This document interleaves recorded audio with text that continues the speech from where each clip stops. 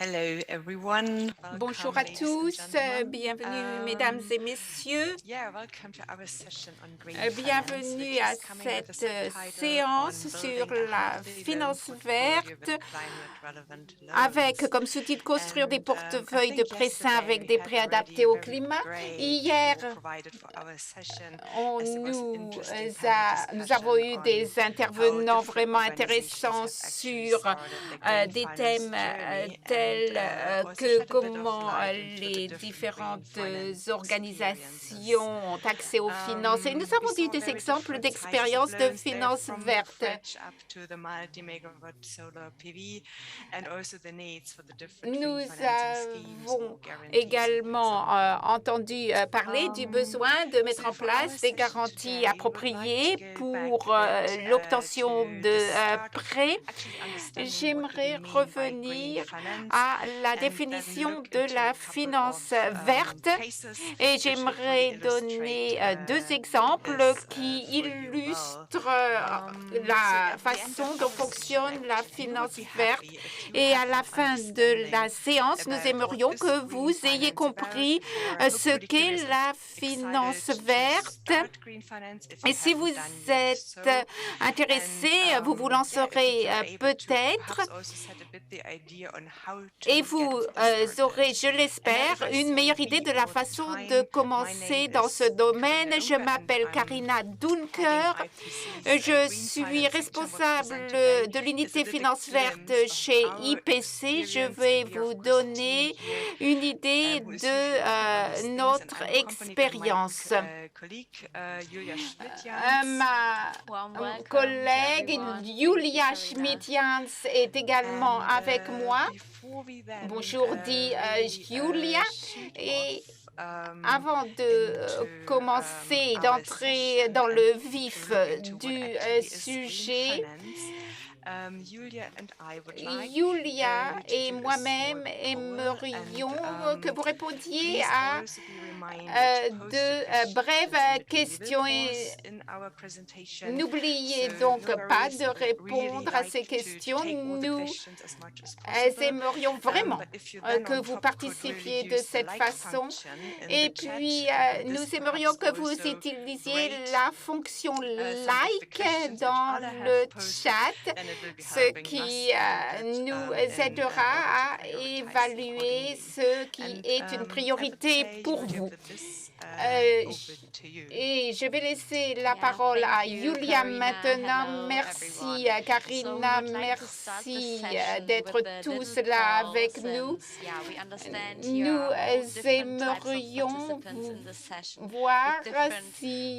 personal nous experience, comprenons with bien quels different sont les backgrounds. So we want to participants à understand cette a little bit more séance, on what is your personal quel est experience with leur green finance. contexte, quelles For sont that, leurs we expériences invite you to join personnelles. our Pour poll. cela, In the nous bottom vous right, you see the invitons Green Life à discussion répondre à notre petit sondage. button. There Vous you can trouverez click on un and there is a bouton section on de polls. discussion And when you et scroll vous down there, you aurez will un see autre bouton this qui question précise popping up. Pulse So, et vous verrez the ces different answers we have questions, enfin are cette as question follows. First, concernant la I myself finance invested in green verte technologies such as renewable avec energy or energy des efficiency réponses measures. que vous pouvez choisir. J'ai Maybe moi-même you have investi dans already les a little PV system technologies on your rooftop, or you vertes. yourself Vous invested avez in one of these peut-être energy d'ailleurs efficient fridges sur we were votre talking about toit yesterday. So des this panneaux answer. The solaires. second option is I Et accompany la the deuxième financing of the green possibilité project, est for instance, j'accompagne as le an financement de employee of projets financial verts, par institution, exemple, parce que as a je loan suis officer or employé credit analyst. de Third option je is, suis you employé advise on green finance issues and respective policy approaches, for instance, when you come from a d'institutions qui NGO donnent or, des other conseils advisory sur les options services. vertes si Then je the fourth viens option d'ONG. Et is, well, I am puis, constantly annoyed about vous electricity avez outages, increasing donc fuel ce and conseil electricity qui est sur prices, les and I questions hope financières green vertes, c'est technologies le can 3. help. So here, Quatrièmement, all the forward thinking je people suis looking for help vraiment to solve the très current énervée situation chaque fois can click on qu'il this y a option. une coupure And then in the d'électricité fifth one, et we j'espère have que I read technologies vertes pourront aider. Cinquième possibilité, j'ai lu des choses sur le thème, mais je ne me suis jamais impliquée dans un projet de finance verte. Et sixièmement, c'est pour la première fois que j'entends parler de finance verte au cours de ce webinaire. Votez, s'il vous plaît, pour l'une de ces 6 options. Et je vois que certains des participants ont déjà appuyé sur le bouton de vote. Vous avez à choisir une option. Donc, choisissez celle qui vous semble la plus appropriée. La question, une fois encore, est quelle est votre expérience personnelle de la finance verte?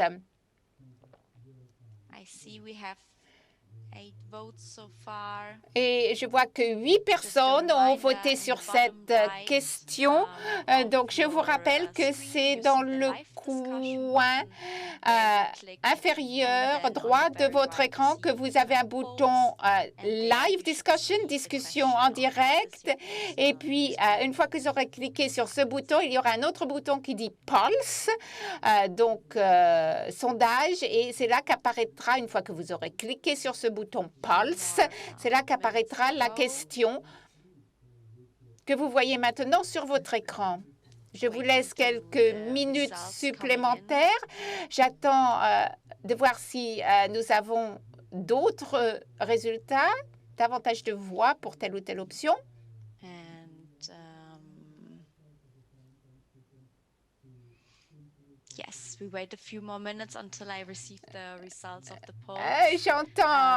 J'attends encore quelques minutes en attendant les résultats de ce sondage.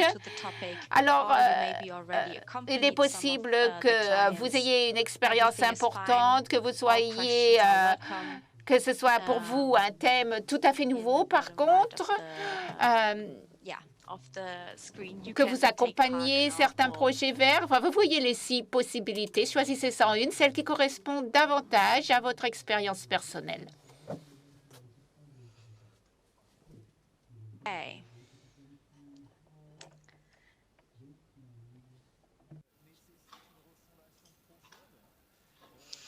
I think I can present already the votes I see from Je peux vous présenter les voix que nous avons obtenues pour l'instant. 20% ont investi eux-mêmes dans des technologies vertes. 20% ont accompagné le financement de projets verts. 10% ont été conseillés sur les questions de finances vertes. 80% sont vraiment très énervés lorsqu'il y a des coupures d'électricité. Et il y en a quelques 20% qui sont intéressés par le sujet, mais qui ne se sont jamais impliqués dans des projets verts. Ça, c'était les voix des personnes anglophones. Au niveau des personnes francophones, 44% nous disent qu'ils sont énervés par les coupures d'électricité et quelques 44% nous disent qu'ils sont impliqués dans l'accompagnement de projets de financement vert. Donc, il n'y a pas une majorité pour telle ou telle option. Nous avons des participants qui viennent d'un contexte divers et l'on voit qu'il est nécessaire d'avoir cette possibilité d'accès à la finance verte. Nous passons à la question suivante, ce que nous appelons vert ou pas vert. C'est vrai que, on l'a vu dans la première question, les personnes sont ennuyées lorsqu'il y a des problèmes tels que des coupures d'électricité et recherche des technologies vertes. La question suivante concerne donc vert ou pas vert. Et ne vous inquiétez pas, toutes les voix sont anonymes. Donc, une petite question concernant un agriculteur, un petit agriculteur qui cultive des tomates, d'autres légumes également, et cet agriculteur irrigue ses champs de façon tout à fait naturelle en utilisant les eaux de pluie uniquement. Et c'est une agricultrice d'ailleurs, elle pense à investir dans un système de pompe à eau solaire. Qu'est-ce que vous en pensez? Est-ce que c'est un investissement vert ou pas? Donc, je vous demande d'aller sur le bouton Pulse qui apparaîtra lorsque vous aurez cliqué sur le bouton Live Discussion, discussion en direct, et donc appuyez sur Pulse à ce moment-là et voyez, dites-nous si vous pensez que c'est une décision verte que d'investir dans une pompe à eau solaire.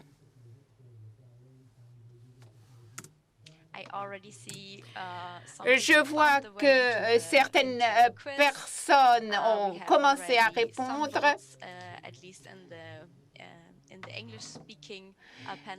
Et je vois que parmi les participants anglophones, je vois les réponses qui apparaissent, vert ou pas vert. Parce que n'oubliez pas, comme il est dit à l'écran, elle utilise l'eau de pluie et maintenant elle a décidé, elle pense à investir dans un système de pompe à eau solaire. J'attends encore quelques instants et nous verrons le résultat du vote. Là, pour l'instant, on est à 100%. Oui, c'est une solution verte. Yes. In the French channel, it's also like this 100% green. Dans le groupe francophone, c'est la même chose. On est pour l'instant à 100% solution verte. Donc, la réponse exacte, oui, c'est un projet vert. C'est vraiment, vous avez raison. Et je passe au deuxième exemple parce qu'il faut comprendre l'argumentaire. Pourquoi est-ce qu'une solution est verte? Mais je passe au deuxième exemple. Il s'agit d'un hôtel 5 étoiles. Et là, le directeur de l'hôtel pense à investir dans un système qui permettra de faire descendre automatiquement des rideaux avec l'aide d'un capteur. Et donc, les rideaux par soleil monteront ou descendront selon l'intensité de la lumière solaire. Est-ce que c'est une solution verte? Donc, même démarche, vous appuyez sur le bouton Pulse dans le cadre de la discussion en direct et nous voyons déjà quelques réponses à cette question. Je vous laisse encore quelques instants pour y réfléchir. Et ce n'est peut-être pas d'ailleurs un exemple aussi évident. Précédemment, nous avons parlé d'une solution purement solaire. Ceci est un petit peu différent. Alors, est-ce que ce qui est proposé par cet hôtel à 5 étoiles est une solution verte? Donc, l'investissement dans un système automatique de fermeture et d'ouverture de rideaux par soleil. J'attends encore quelques instants pour voir comment vous avez voté. Ne soyez pas timide. Je vous rappelle que lorsque vous votez, vous le faites sous le sceau de l'anonymat.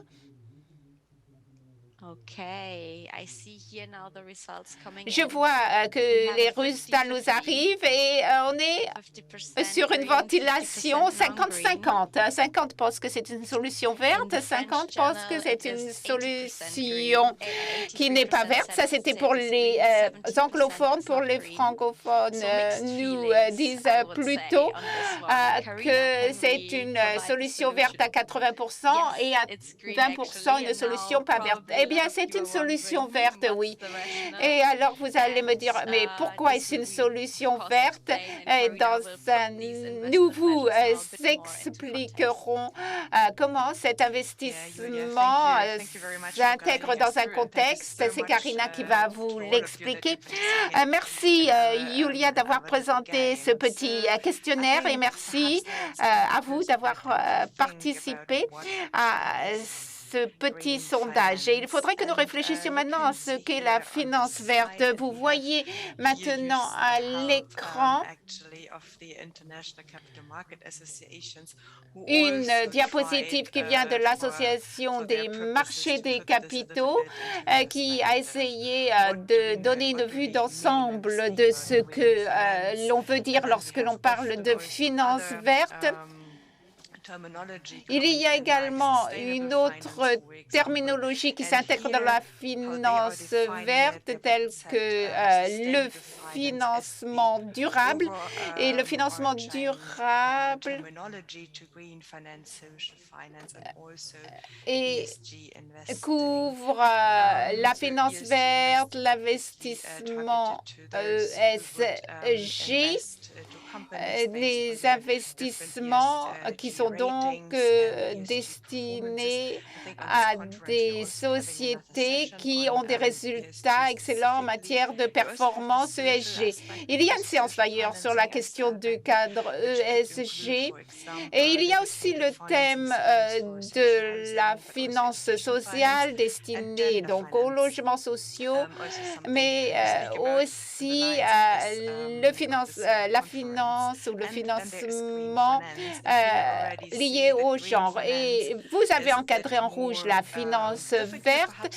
La finance verte est un petit peu plus difficile à définir par rapport au financement adapté au climat. La finance verte, j'espère que vous les voyez à l'écran, inclut les mesures de prévention et de contrôle de la pollution, la préservation des ressources naturelles, les programmes de défense de la biodiversité et d'autres objectifs environnementaux. Je crois que nous avons des représentants qui se concentrent sur l'eau en particulier. Ça peut être inclus dans cela. Et puis, nous avons en dessous le financement adapté au climat et les prêts adaptés donc au climat sur la base de l'atténuation des changements climatiques. Et c'est normalement un financement sur des investissements liés aux énergies renouvelables ou au rendement énergétique. Et puis, nous avons également tout financement lié à l'adaptation au changement climatique pour être mieux équipés face aux conséquences de ce changement climatique et afin que l'on produise, par exemple, des récoltes qui résistent mieux à la chaleur que les récoltes existantes et puis aussi les systèmes de gestion pour faire face à une pluviosité changeante au fil des ans, donc trop de pluie à certains moments ou au contraire des périodes de sécheresse. Un exemple, et ça c'est dans le contexte de la finance verte sur le climat africain. Vous avez ici un four pour faire la cuisine et vous pouvez avoir un four propre. Un four propre, c'est une bonne chose pour la communauté qui ne coupe plus les arbres pour faire la cuisine.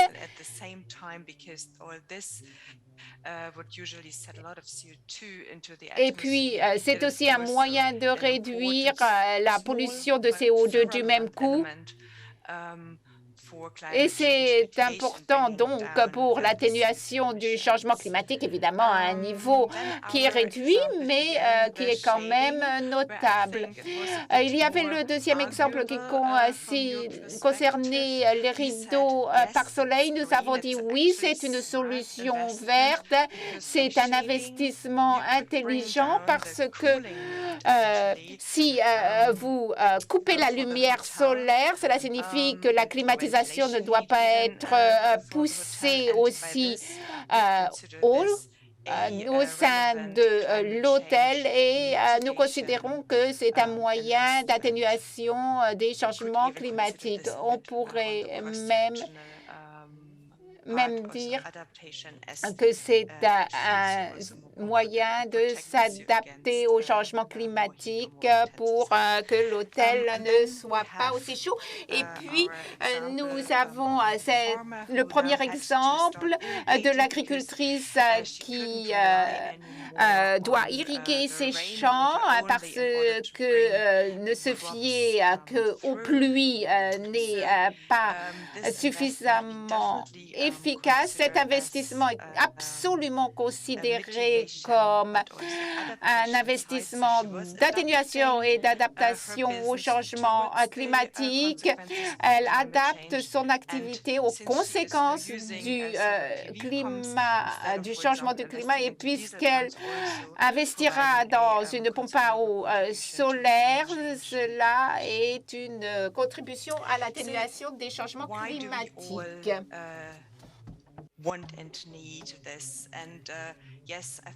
Oui, je pense que nous tous, nous voyons les conséquences du changement climatique, mais en même temps, il y a beaucoup plus de raisons pour lesquelles nous devons aller dans le financement vert, à savoir l'augmentation de la population, notamment sur le continent africain, mais également ailleurs qu'en Afrique, parce qu'en Afrique, on s'attend que d'ici 2050, et c'est l'estimation par l'OECD, nous aurions à peu près 950 millions de personnes supplémentaires qui habiteraient dans des milieux urbains.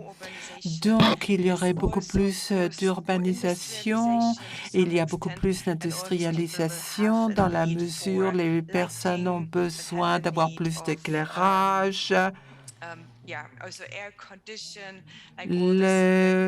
l'avoir plus de clim, plus de demandes en approvisionnement en alimentation électrique, d'avoir un air plus pur dans les villes. Donc, il y a beaucoup de défis à relever en la mesure.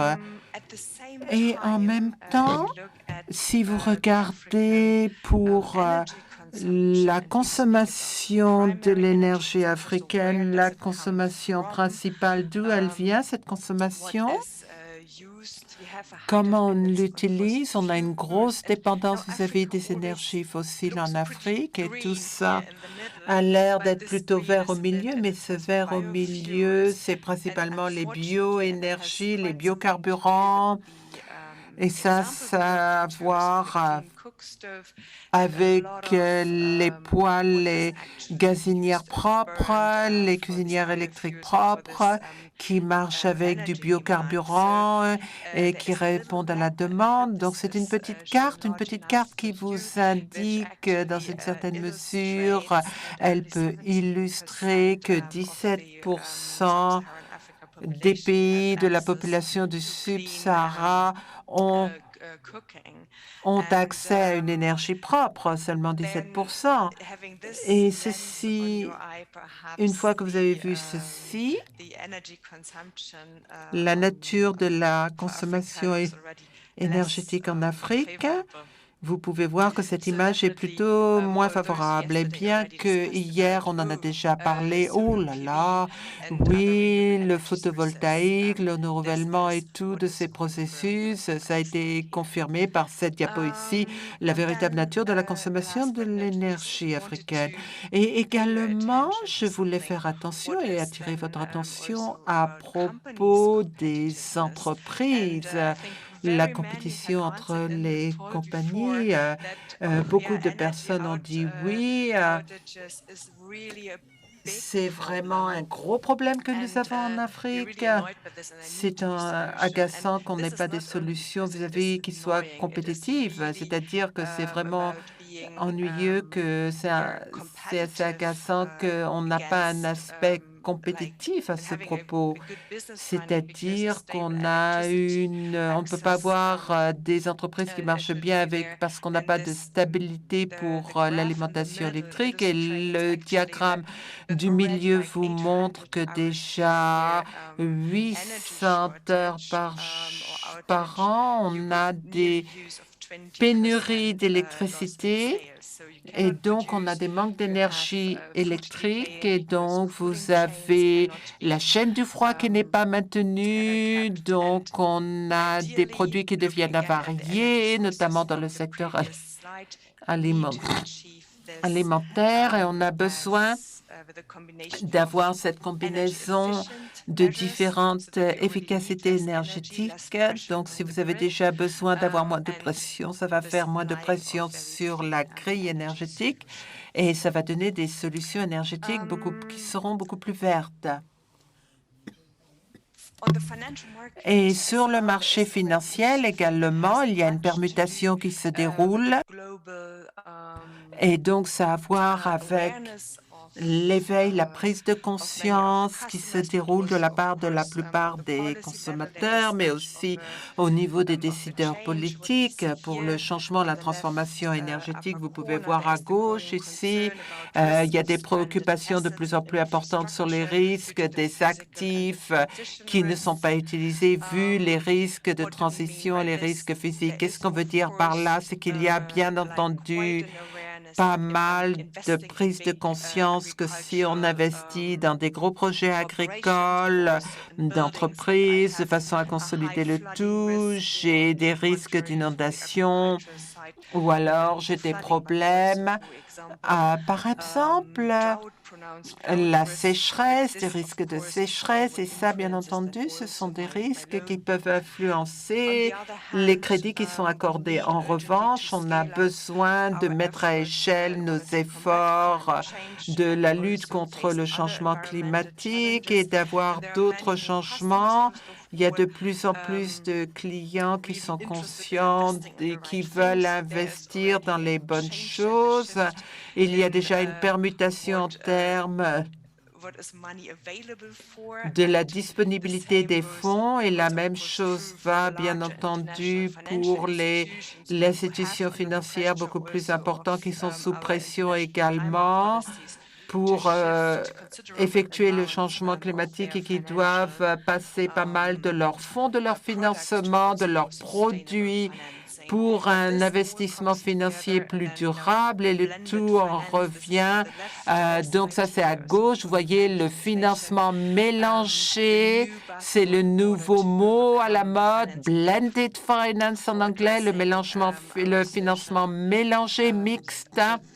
Et donc, c'est pour le développement qui existe et pour les NDC. Donc, ça veut dire effectivement que ce financement est financé d'après les objectifs de développement durable. Et donc, c'est fait en termes d'investissement NDC, bien entendu. Et on peut voir beaucoup plus de solutions innovatrices à ce propos qui sont créées pour cet investissement qui doit être beaucoup plus pris en considération en termes de solutions. Et vous pouvez voir des exemples en agriculture, par exemple, ou pour des événements catastrophiques.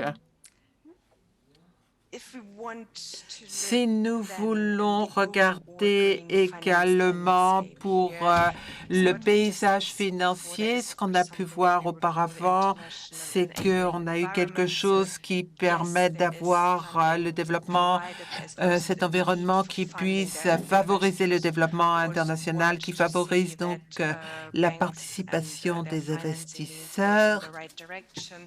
Et pour que l'investissement soit fait dans la bonne bonne direction et pour adresser les risques possibles, pour voir la nature de ces risques de façon à donner, faire un lien à ce qui a été fait auparavant, d'avoir un environnement qui permette d'effectuer ce financement pour les défis à relever sur le marché sur les besoins du marché en énergie. Et donc, il faut voir comment on peut réagir à la transition énergétique pour faire face au changement climatique. On a les prêts verts au milieu, les prêts verts qui viennent comme mécanisme complet pour la relation. D'un côté, vous avez les institutions financières et ensuite, vous avez les conseillers techniques et les auditeurs qui sont là pour effectuer la vérification et identifier ce qui est vraiment vert et ce qui est vert dans ce contexte de façon à effectuer le reporting. Et en revanche aussi, vous avez les gens qui fournissent la technologie comme les négociateurs qui sont là, les fournisseurs qui offrent des solutions sur le marché et la banque peut jouer un rôle de catalyseur à ce propos. Et je pense que ça vient des institutions financières. Si vous n'avez pas déjà eu cette expérience, vous allez comprendre. Vous avez besoin de comprendre ce que cela veut dire, ce qui est vert du côté financier et bancaire et comment le tout peut être mis à portée de tous nos consommateurs et comment on peut effectuer ce parcours vert. Et avant d'aller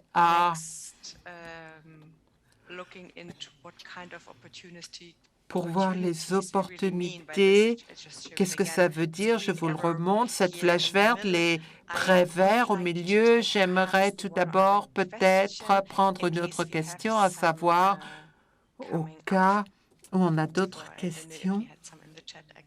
S'il y a d'autres questions, je ne sais pas.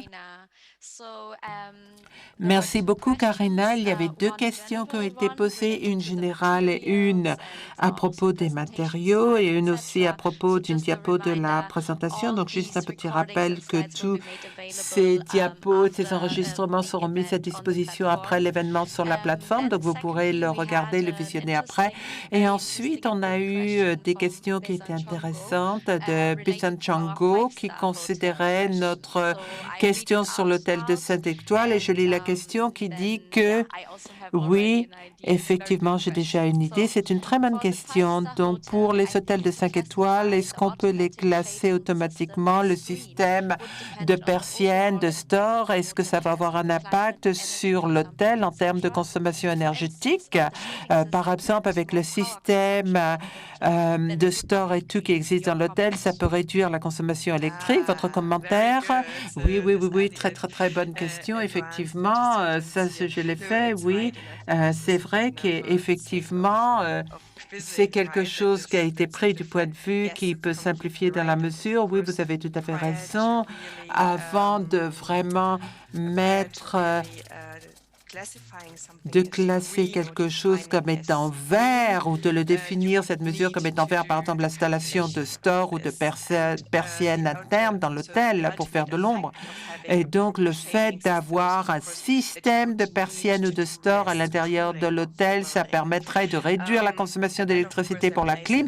Et bien entendu, on peut faire la petite astuce, c'est que vous avez un bâtiment intelligent, vous allez pouvoir ne pas avoir autant de ventilation ou de clim en plus.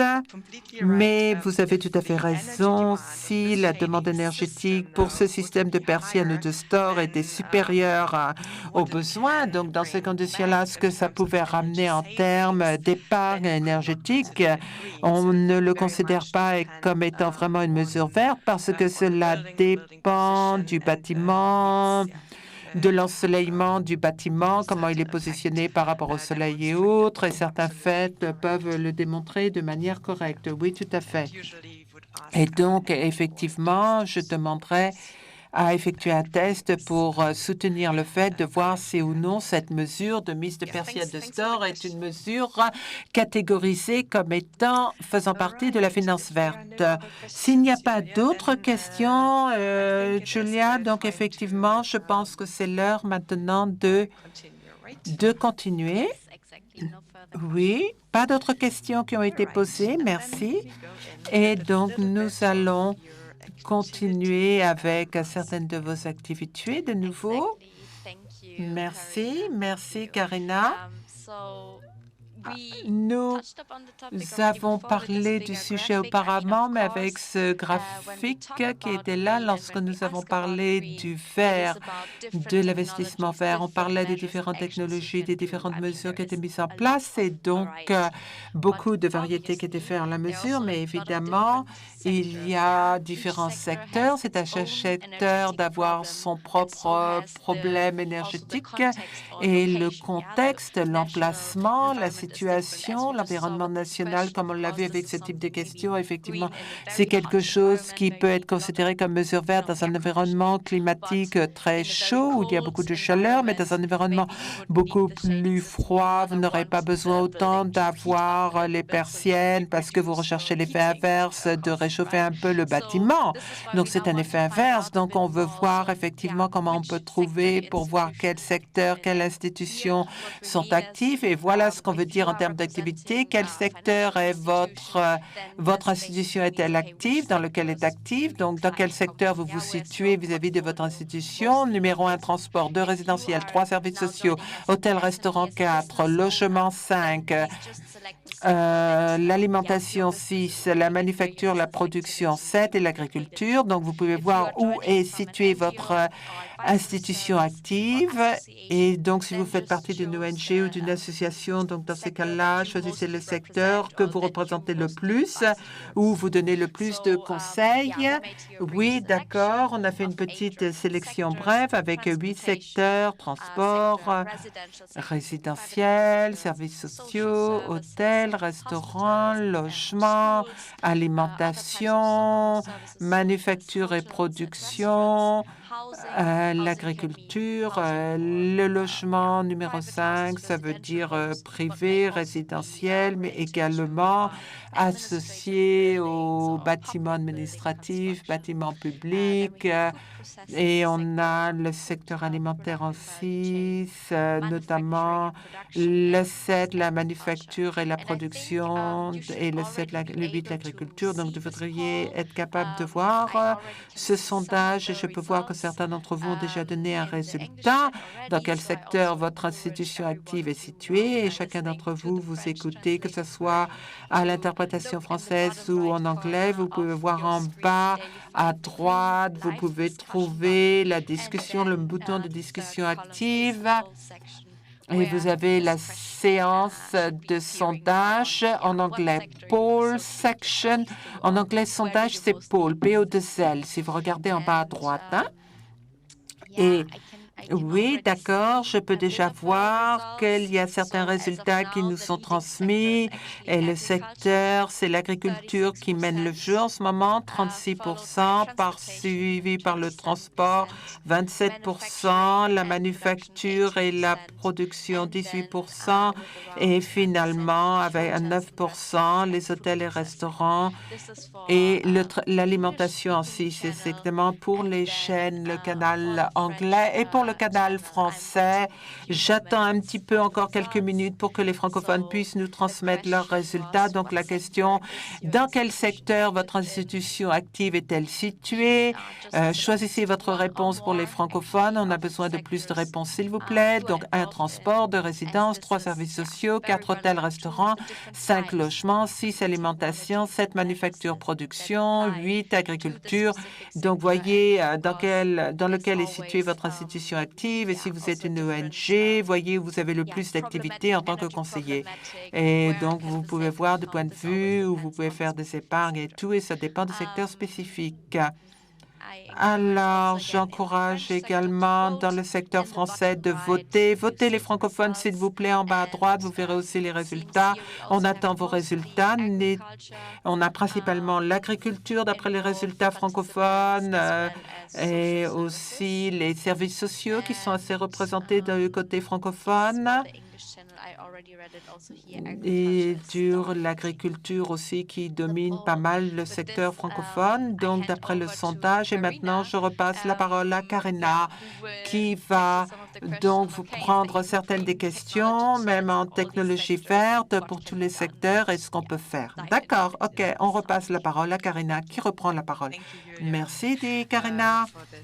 Merci, Julia, pour tout ça. Et donc, la plupart, c'est l'agriculture. Donc, on verra à la fin de la séance, effectivement, pour ceux qui sont impliqués dans l'agriculture. Ça va être une séance très intéressante par rapport à ce qui suit pour la finance verte. On a la finance de l'agriculture après. Mais ce qu'on aimerait voir maintenant, c'est les différentes options de financement vert. Et vous avez déjà répondu en partie sur votre sondage pour voir d'où vous venez en termes de secteur. Et là, on peut voir un petit tableau. N'ayez pas peur, hein, surtout, je ne vais pas passer à chaque croix, mais ce qu'on veut illustrer dans cette diapo que vous est présentée maintenant hein, pour les opportunités de financement vert, peu importe que ce soit le transport, le résidentiel, l'éducation, quoi que ce soit, vous pouvez voir les technologies et la sélection que vous avez, ce qui est possible, donc ce que vous pouvez trouver là pour voir en termes de financement, ce qu'on peut voir, ce qui peut être fait.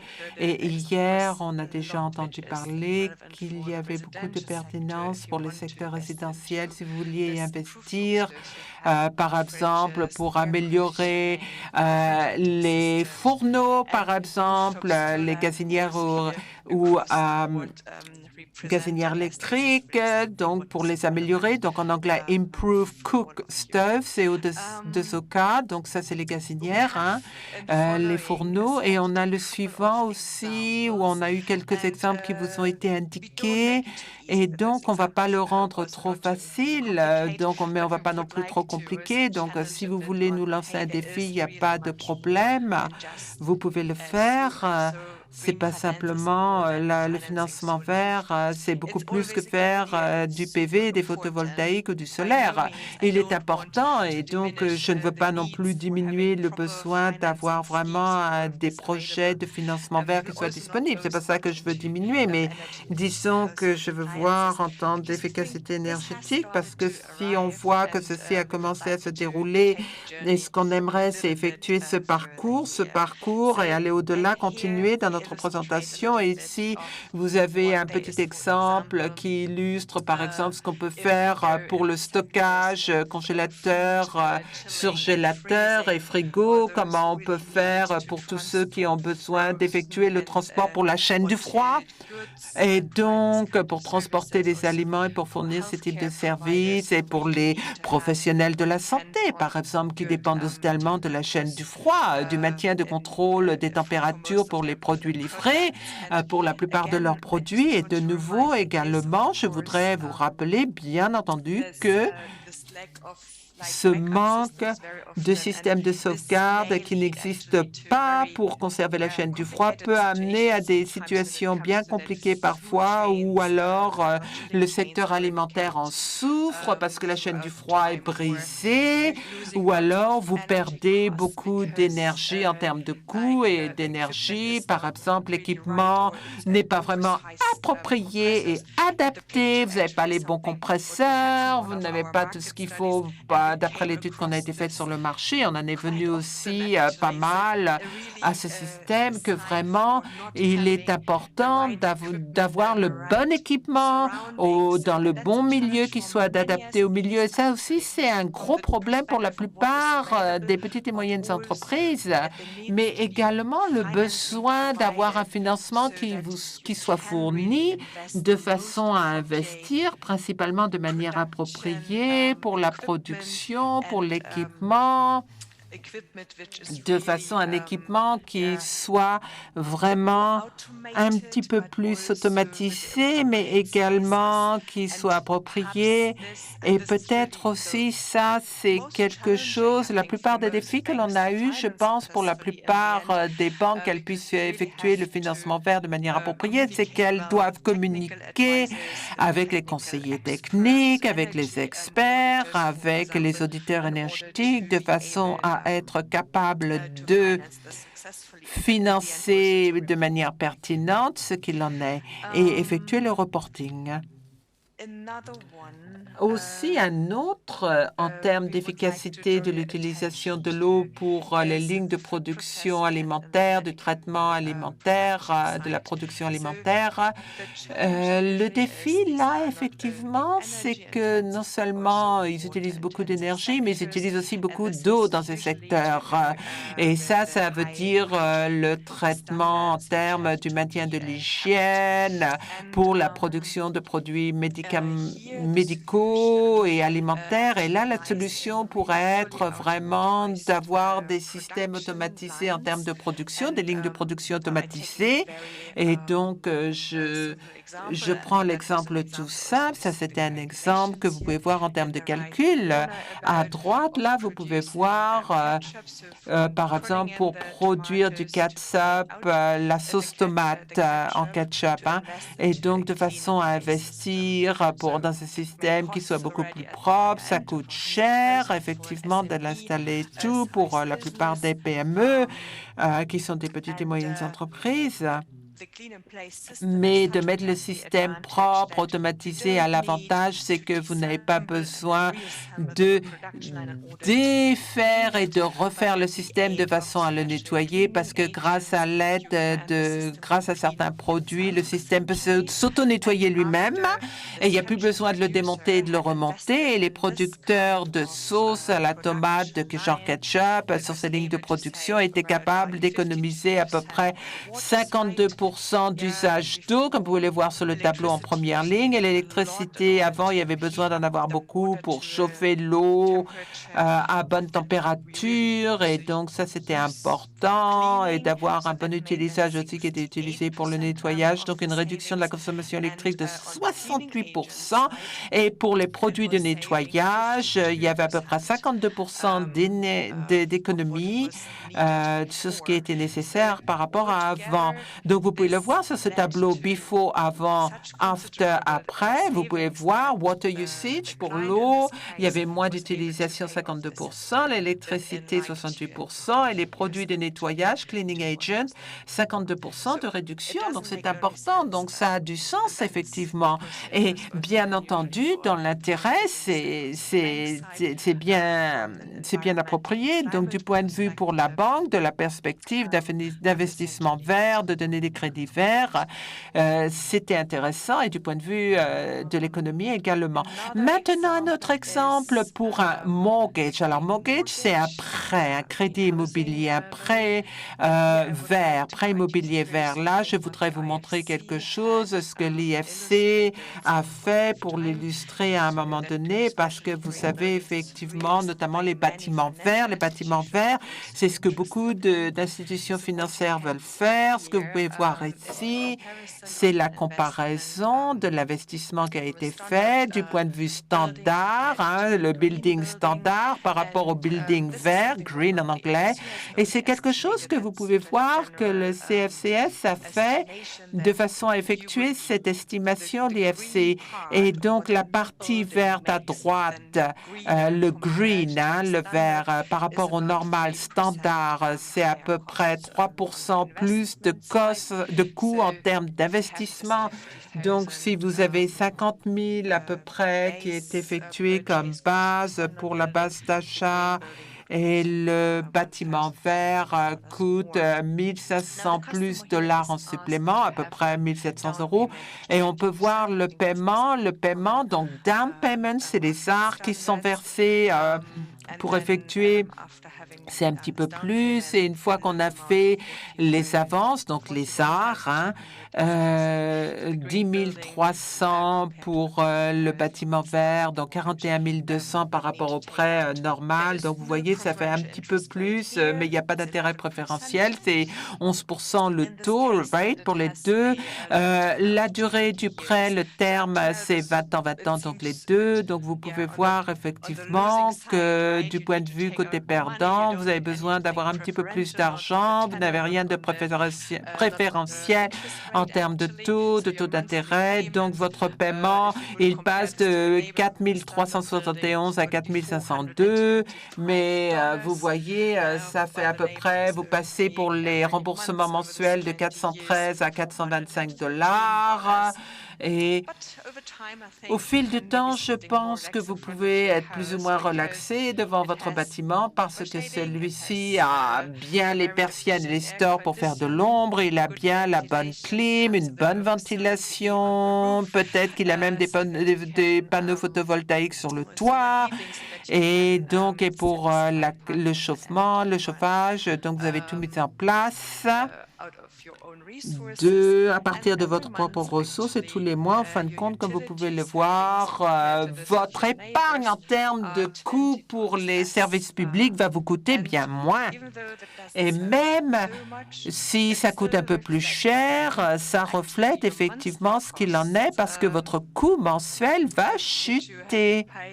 Ce que vous devez payer, c'est $413 par rapport à $425 pour le paiement mensuel.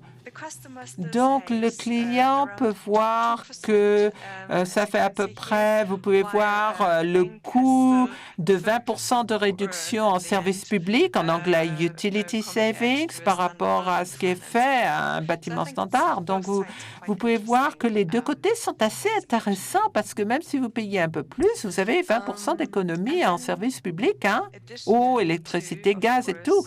Et bien entendu, les opportunités de financement pour l'agriculture, l'irrigation, les pompes photovoltaïques, pompes solaires. Il y a beaucoup d'opportunités que vous pourrez voir sur la diapo également après, côté agricole. Et ça a à voir également avec le fait d'effectuer le labourage, la préparation du sol qui est effectuée après la récolte, avant de faire l'ensemençage, avant de préparer le terrain pour la prochaine culture. Donc, traditionnellement, on avait des fermiers qui pratiquaient pour le labourage. Ça prenait pas mal de coûts. Il y avait pas mal d'étapes. Ceux qui sont dans l'agriculture le connaissent bien mieux que moi. Et donc, effectivement, il y avait les différentes parties. Vous alliez plusieurs fois pour labourer jusqu'à ce que le terrain soit bien préparé pour la culture suivante avant d'effectuer l'ensemençage. Et ça, juste une version qui est là dans de nombreux pays. On fait face au problème que le sol est resté ouvert pendant un certain temps. Et vous avez notamment un climat aride et chaud et beaucoup de vent et d'érosion par le vent du sol de la couche arable. Ouvrir le sol diminue aussi du point de vue de la perspective climatique, le puits de carbone du CO2 qui est fait par le sol. Lorsqu'on l'ouvre, il est ouvert avec ces pratiques d'aller avec le tracteur, avec diesel et tout. Ça utilise beaucoup de carburant et ça fait beaucoup de CO2. Et aussi garder le sol ouvert en termes de sécheresse, lorsqu'il y a une sécheresse, lorsqu'il y a déjà une pénurie d'eau. Donc, vraiment, ça réduit le rendement du sol. Alors, le tout ayant été dit, donc, ce que vous avez voulu indiquer ici à droite avec cet exemple qui vous a montré, on ne veut pas dire, comme c'est le cas, un autre terme, de faire un équipement d'ensemençage direct, où là, vous pouvez prendre en considération les épargnes qui sont faites pour les réductions des CO2 du point de vue du tracteur, pour la préparation du sol et également, c'est un gros investissement à faire également, à peu près $20 000. Ça commence à partir de ces prix-là et ensuite, vous devez le rembourser sur 5 saisons. Donc, c'est un contrat de 5 ans, au moins avec les contacts européens qui considéreraient de le faire. Et c'est seulement du point de vue des ressources et ça veut dire d'utiliser moins de diesel pour la préparation du sol. Et si vous aimeriez prendre en considération aussi le fait de réduire les effectifs pour effectuer le travail, ça vous rembourserez beaucoup plus rapidement le prêt. Donc, très bien. J'espère que c'est le cas, que ce parcours vous a aidé. Nous vous avons illustré avec des exemples les opportunités d'investissement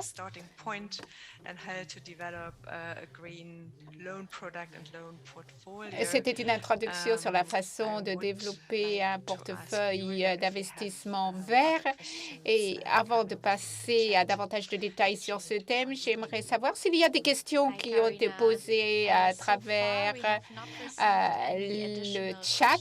Non, dit Julia, pas de questions de la part de nos participants anglophones ou francophones. Je vous rappelle que dans le coin inférieur droit, il y a un bouton discussion en direct, live discussion, et sur la fonction question, le bouton question, vous pouvez poser directement votre question. Nous essaierons d'y répondre. Et nous savons que face à une présentation, ce n'est pas toujours facile de trouver des questions, mais si vous avez des questions qui vous viennent après la fin de cette séance de formation, n'hésitez pas à nous envoyer ces questions, même si la séance est terminée. Nous y répondrons directement. Merci, Julia. Puisque nous n'avons pas de questions pour l'instant, je vais poursuivre. Et vous voyez que nous avons préparé une roue ici. Nous avons décidé d'en faire effectivement une roue et non pas une ligne de production horizontale. Il faut bien comprendre quel est le contexte large de la finance verte. Donc, quelles sont les demandes en énergie? Quel est le mix d'énergie qui est utilisé? Parce que ceci déterminera ce que vous pouvez économiser en matière de gaz à effet de serre. Quels sont les secteurs où il y a le meilleur potentiel de rendement énergétique et quels sont les secteurs qui ont le plus de possibilités d'investir dans des énergies renouvelables. Et puis, deuxième étape, l'accompagnement des banques et la bonne connaissance du portefeuille. Une fois que vous comprenez mieux le marché, vous avez peut-être des clients dans votre portefeuille qui ont déjà réalisé des investissements verts et vous avez peut-être bien davantage de clients du secteur de l'agriculture qui voudraient avoir un système d'irrigation plus efficace où vous avez dans votre portefeuille des hôtels ou des édifices publics qui seraient intéressés. Et là, vous pouvez donc commencer à choisir les clients qui sont faciles à acquérir, à convaincre. Et vous pouvez utiliser les banques qui pourraient devenir le catalyseur de ces opportunités. Donc, les banques devraient contacter les banques pour qu'elles investissent dans la formation de leur propre personnel sur les possibilités vertes. Sur cette base, vous identifierez les groupes cibles et vous choisirez les technologies appropriées. Et si c'est quelque chose de nouveau pour vous, sur le marché, il y a énormément de technologies. Évidemment, si simplement ce sont les technologies d'énergie renouvelable, ça peut être relativement simple, mais ce n'est pas nécessairement le cas. Cela peut être un investissement en matière de fournisseurs d'énergie. au niveau des appareils de réfrigération. Une fois que vous aurez identifié vos groupes cibles, il conviendra d'élaborer des produits de prêt appropriés. Et peut-être vous adresser à certaines institutions financières pour pouvoir faire face au fait que les coûts des technologies vertes tendent à être un petit peu plus élevés. Et il faudra alors démontrer à votre client des technologies vertes que cela est avantageux en fin de compte sur le plan financier. Ceci, une fois encore, signifie la formation du personnel. Et là, il y a un véritable investissement à réaliser parce que le personnel doit être formé. Et il peut être intéressant au départ d'employer les conseils de parties extérieures pour s'assurer que vous avez de bons accords de prestations de services pour, par exemple, aussi avoir des fournisseurs qui offriront une meilleure qualité de fenêtres. Et puis, vous passerez à l'étape 6, qui est l'étape de commercialisation et de développement d'un portefeuille vert. Et c'est pourquoi nous vous présentons la chose sous forme de roue, parce qu'une fois que vous êtes passé par ces 6 étapes, vous avez développé une expérience qui devrait vous aurait permis d'avoir un portefeuille de 2 ou 3 groupes vraiment cibles. Et à partir de là, vous pouvez commencer à réfléchir à des groupes qui sont un peu plus complexes, des investissements qui sont un peu plus difficiles et peut-être donc conquérir davantage de parts de marché. Un petit exemple sur comment commencer. Cet exemple est basé sur le financement des bâtiments.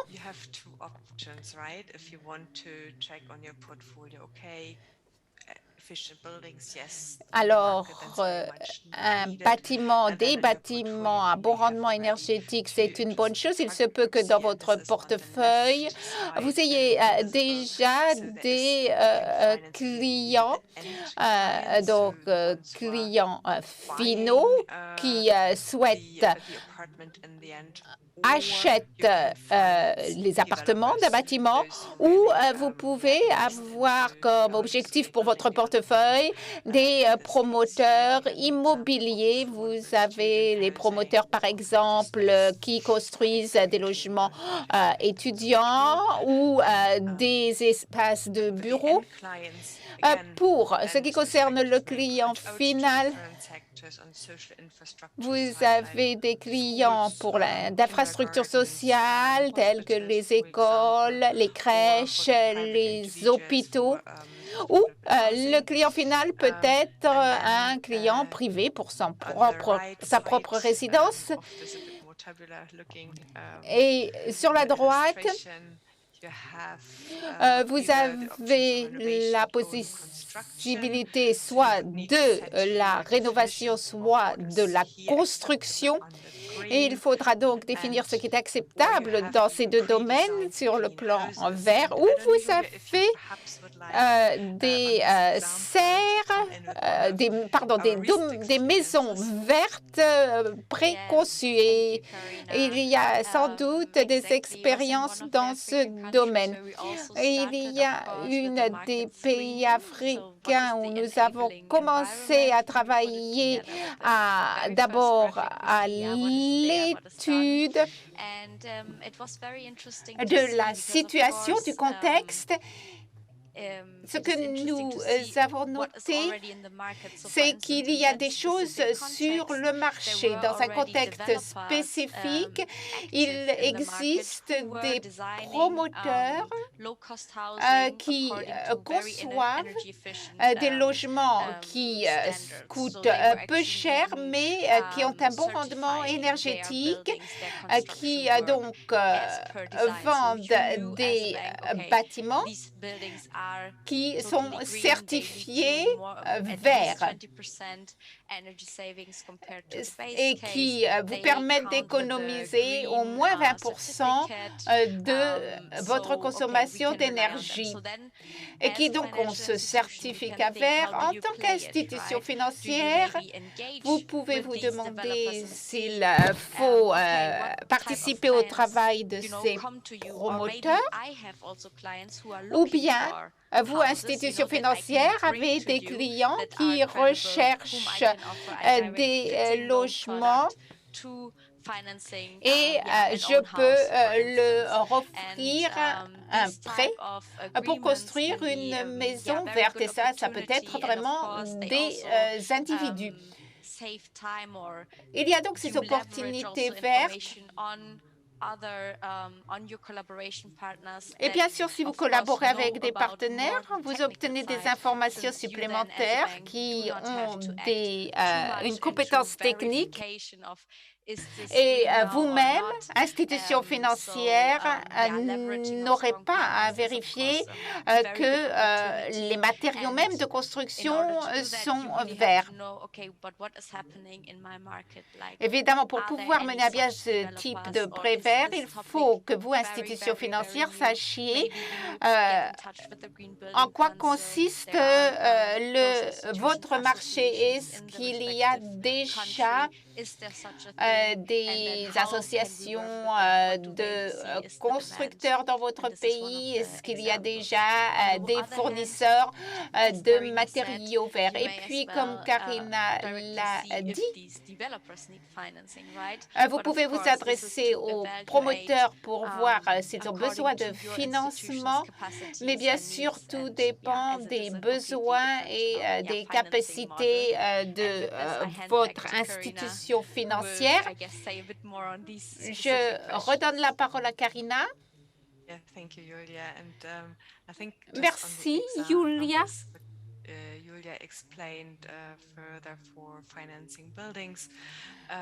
Sur cette question du financement de bâtiments, nous avons mis sur la droite 5 questions clés qu'il faut toujours vous poser pour pouvoir réussir.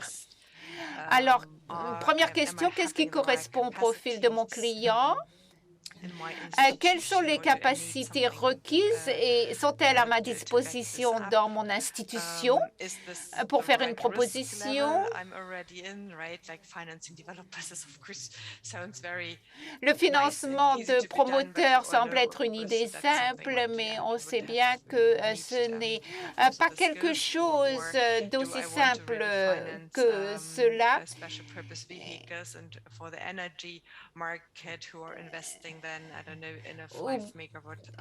Ou bien est-ce que vous êtes intéressé par le financement d'une entreprise qui construit des usines à biomasse? Et donc, en tant qu'institution financière, il faut que vous ayez les compétences nécessaires. Et dans certains cas, si vous souhaitez vous lancer, il faudra que vous obteniez ces conséquences, que vous assuriez ces compétences et que vous investissiez donc dans la formation.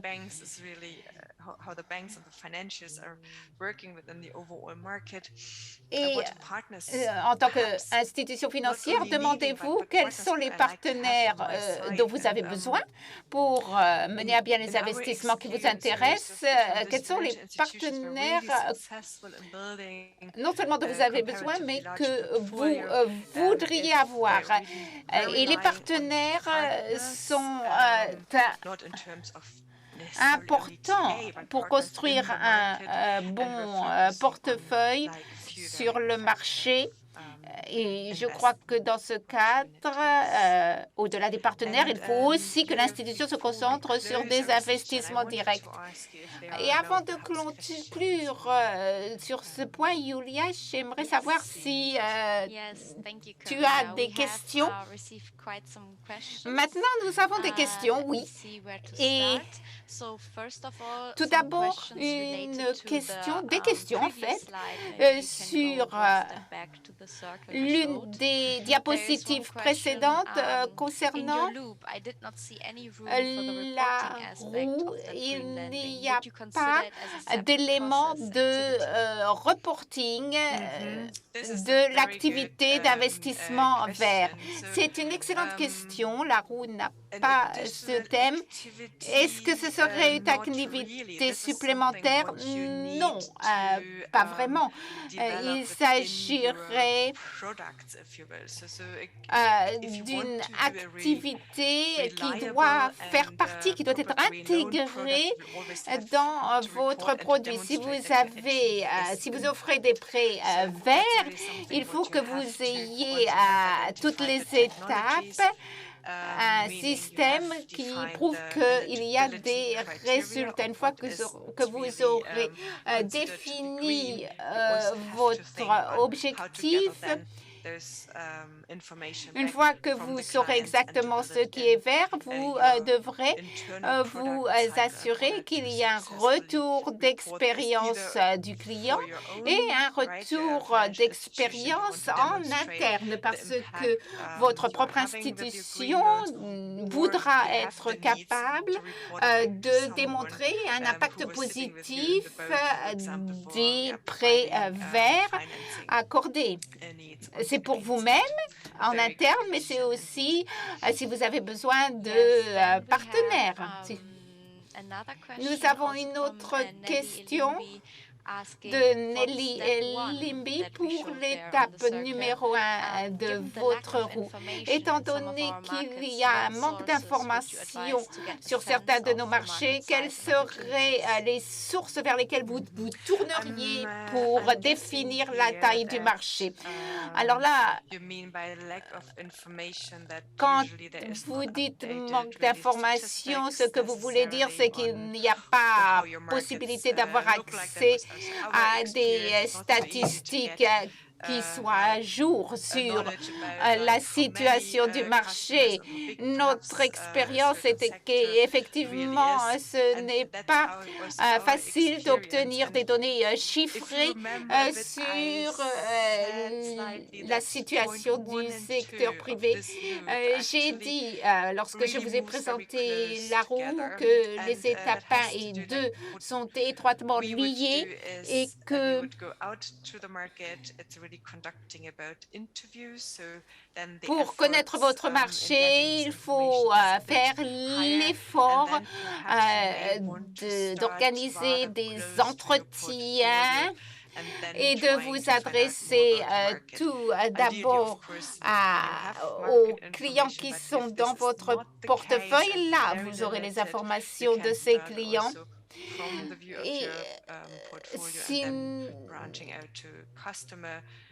Et c'est sur la base de ces entretiens que vous pourrez définir les données. Vos clients qui sont des PME, mais très souvent, ce seront ces clients-là qui fourniront les technologies en matière de lutte contre les changements climatiques. Pour ce qui est des technologies, évidemment, l'institution financière doit s'informer auprès des différentes associations qui existent. C'est vrai que c'est un travail qui est chronophage et qui vous demande une présence réelle auprès des clients et fournisseurs. Nous avons également des questions de nos participants francophones. Certains des exemples destinations financières et non financières nécessitent une formation des personnels, en particulier dans les pays francophones. Il y a beaucoup de pays en Afrique, je dirais cependant en règle générale, c'est que il y a des associations telles que l'Association des énergies renouvelables qui existent dans chacun des pays africains. Vous pouvez également vous adresser au Conseil des bâtiments verts. Ceci vous renvoiera vers des associations d'architectes et ce sont des organisations qui peuvent vraiment vous aider à trouver les informations, à découvrir ce que sont les problèmes qui se posent dans votre pays et à sensibiliser vos clients et votre propre personnel à ces questions.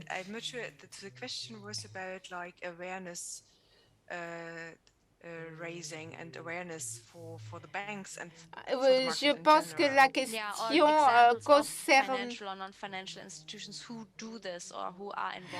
Donc la question en fait concernait les institutions financières ou non financières qui sont actives en matière de sensibilisation à ces thèmes verts.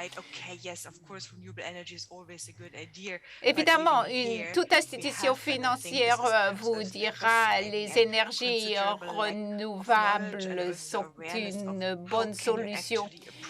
Mais la question qui se pose est comment vraiment aborder cette question. Il y a des institutions financières qui ont des liens avec des organisations internationales qui peuvent se connecter à des plateformes qui offrent une formation. Donc, pour les institutions financières, parce que chaque institution financière doit avoir défini ce dont elle a besoin au niveau de ses propres ressources humaines pour pouvoir offrir des prêts verts au marché et pour fournir des solutions aux clients. Vouloir faire quelque chose en matière de réduction de la consommation d'énergie, c'est une bonne chose, mais il faut se demander ce sur quoi il faut se concentrer. Est-ce que, par exemple, j'ai réfléchi à la question des contrats d'entretien qui seront nécessaires une fois que la technologie sera en place? Est-ce qu'au niveau de la conception, j'ai les conceptions nécessaires pour mettre en place la technologie? Et il faut donc que cette formation ait été faite. Il faut donc voir quelles sont les associations, les organismes qui peuvent offrir cette formation. Et en général, ceci est spécifique à chaque pays. Lorsque l'on parle de sensibilisation du client, eh bien, cela peut se faire à travers du matériel marketing. Et si vous voulez vraiment sensibiliser vos clients, vous ne voulez pas que vos clients choisissent une solution qui ne correspond pas à leurs besoins. Il faut vraiment que vous ayez une checklist qui vous permettra de vérifier que ce que recherche le client correspond au prêt vert que vous pouvez offrir.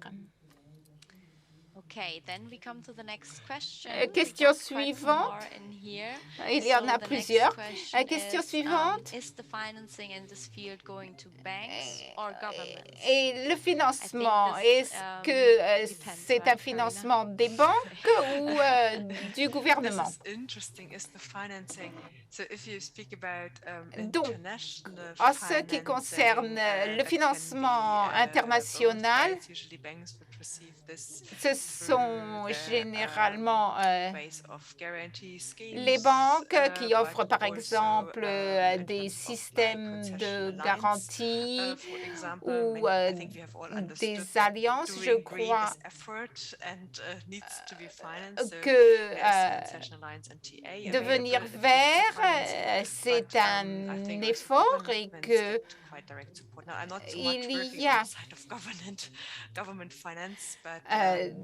qu'il y a des financements qui sont possibles, mais pas principalement du gouvernement, mais il y a des banques qui se spécialisent dans les prêts verts. Question suivante. Un aspect intéressant de la question, mais je ne suis pas certaine que nous ayons la réponse. Mais c'est un point intéressant à soulever. Je travaille sur le développement de projets en vue de produire de l'électricité à partir du gaz et il est difficile de mobiliser un financement lorsque l'on est une organisation privée. Et en particulier, je me demandais s'il y a un financement possible dans le cadre du captage du CO2 et de sa séquestration. C'est une question très spécifique, en effet, que nous allons transmettre à qui de droit pour fournir une réponse.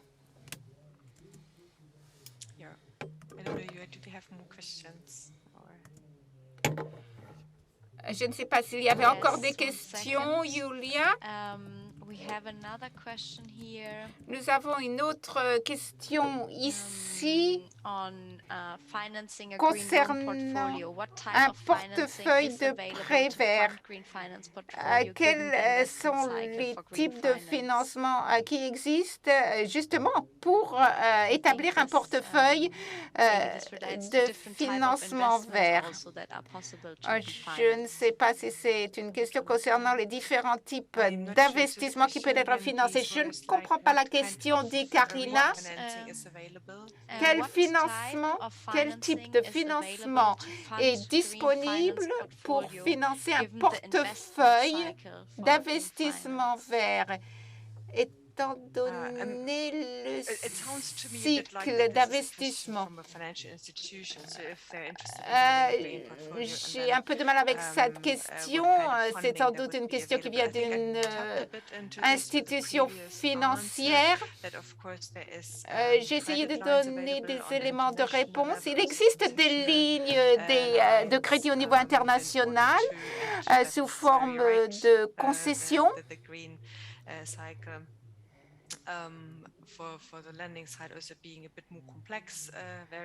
C'est un système un petit peu plus complexe, mais c'est l'une des options. Vous pouvez utiliser également des fonds propres pour ces portefeuilles de prêts verts. Il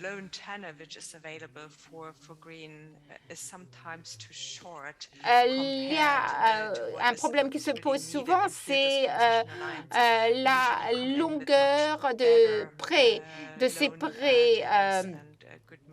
En général, lorsque vous avez un prêt concessionnaire, cela est plus favorable au niveau de la durée de remboursement du prêt. Et puis, nous avons encore une question. En tant que centre d'innovation, on nous demande toujours s'il est possible de remettre à jour les bâtiments existants au Nigeria.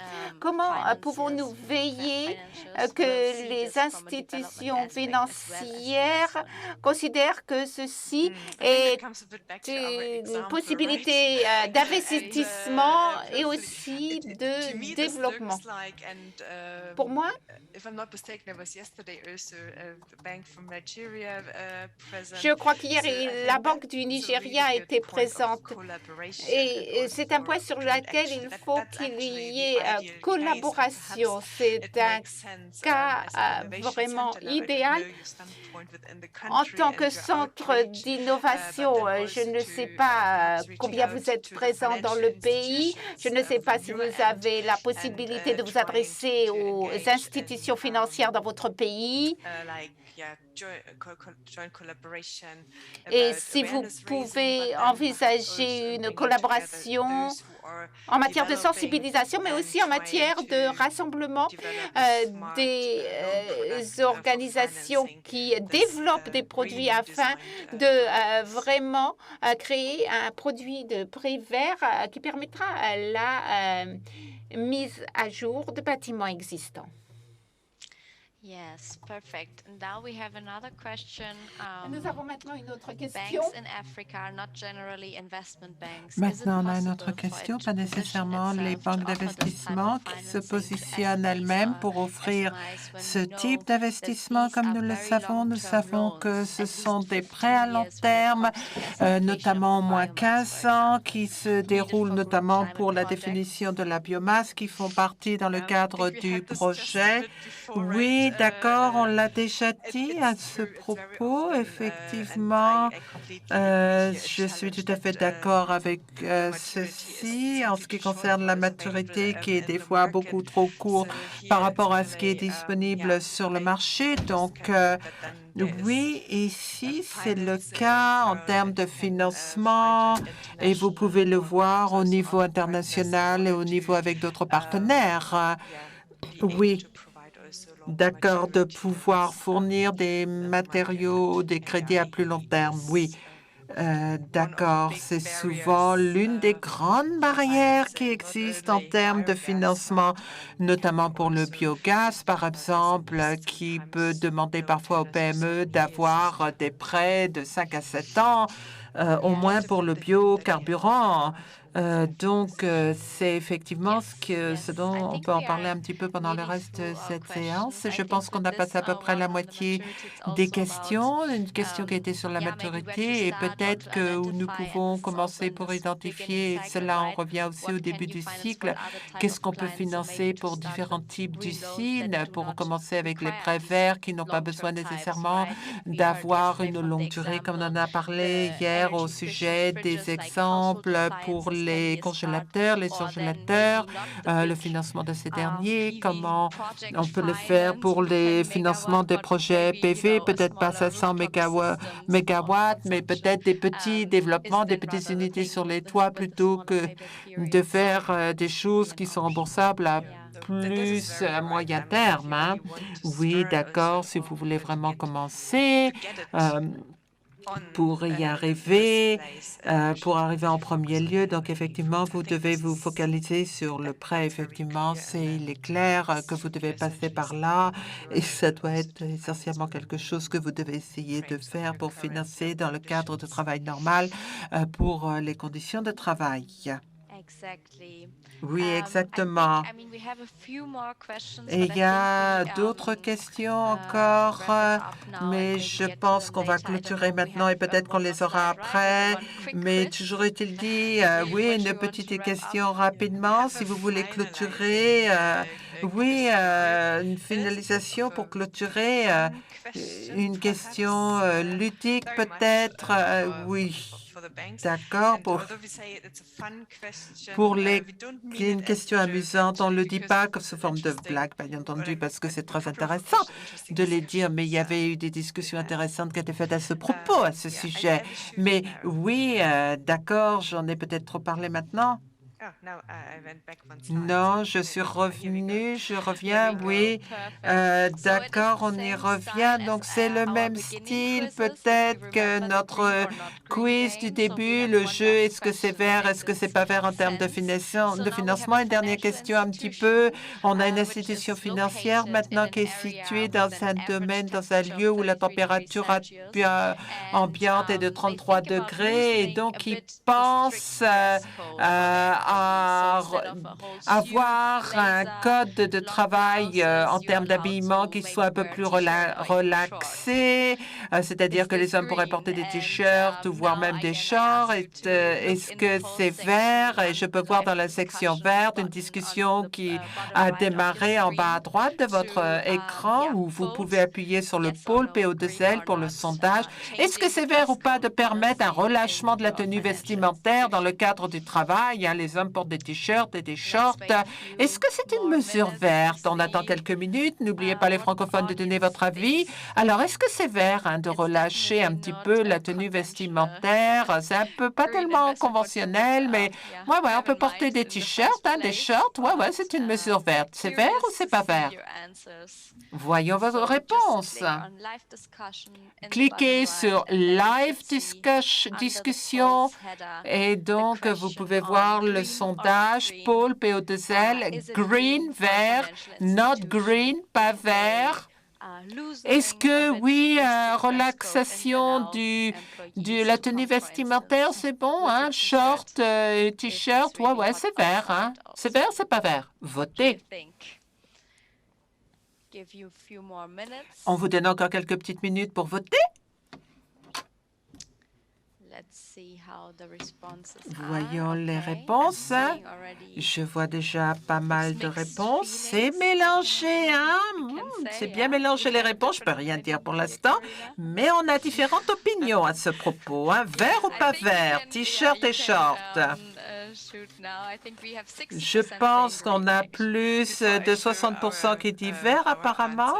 Avant de partager les réponses, il semblerait que oui, c'est un sentiment partagé aussi de ce point de vue pour nous également, mais dans le cadre de notre discussion, oui, effectivement, ça peut être très vert parce que ça permettrait une meilleure utilisation de l'espace de travail et ça permettrait, donc si vous êtes à l'aise avec une température un peu plus élevée en short et en t-shirt, vous avez besoin de moins de clim, donc oui, effectivement, tandis que si vous devez porter la cravate, vous allez avoir plus chaud. Et donc, si vous avez besoin de température ambiante plus froide à cause de la chemise et de la cravate, oui, donc effectivement, c'est une question un petit peu ludique, tout à fait, parce que c'est pas un investissement en soi-même, mais c'est une prise de décision que l'on prend, tenue vestimentaire, si on soutient ou pas.